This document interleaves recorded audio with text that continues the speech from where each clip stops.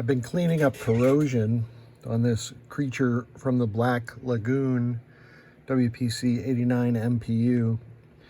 And you can see that I've sanded the traces down to the bare copper, and I have conformal coated this already, so I've got my parts all ready to install. I bent up all my resistors, and we'll put those in all facing the same direction to satisfy my OCD.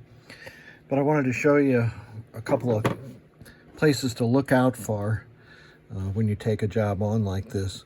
The corrosion likes to sit at the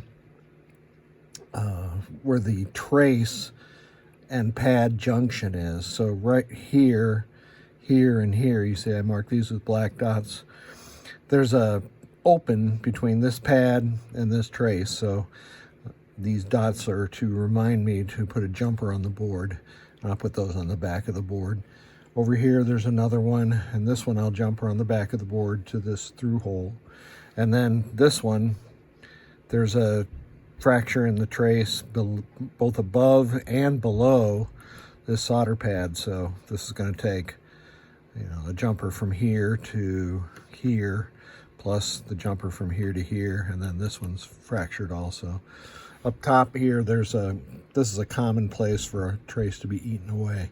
This connects to the negative pad of the battery pack. This one's no big deal because it picks up ground down here at pin 9 of where the ULN 2803 will go. So I've got to replace all these parts, and then we'll get it into the game for testing. This is one of the toughest WPC 089 MPUs that I have ever debugged. You can see it had alkaline corrosion, and I rolled in the image of what it looked like before, but all those components straight up the center of the board needed to be replaced. All these 10K resistors, you can see, all 5 of those chips across there. There's some 0.001 microfarad ceramic caps there, the 5-volt filter cap, and one of the worst ones was up here in between this LS245 and the header pin, or the pull-up resistor SIP. One of those traces was corroded. The corrosion had leapt all the way up here to the top of the board, and that was causing vertical lines in the display. So I finally got this sorted out. I thought I had it a couple of weeks ago. Like I say, I've been scratching my head on this one. But I finally got it, and what it boiled down to was a straight out of the box failed ULN 2803. So I finally got that replaced, and I had to replace U13. You can see I put I tack soldered a little loop on there so I could see what was going on with row 2. So now let's put it into test.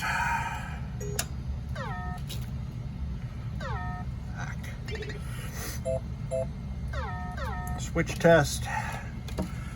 Oh, and the really weird thing was that the switch matrix would work fine unless you had the cabinet bundle connected. I'm sorry. Yeah, that's right.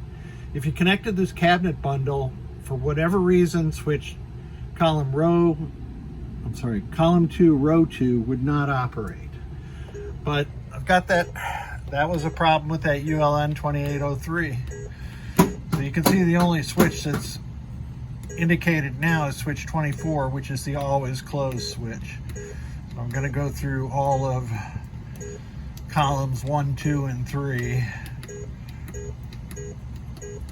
And these are all working properly. I'll just do these remaining columns just for giggles. But this CPU board is finally back in operation. I've put NVRAM in it. I'll put the Gilligans Island ROM back into it.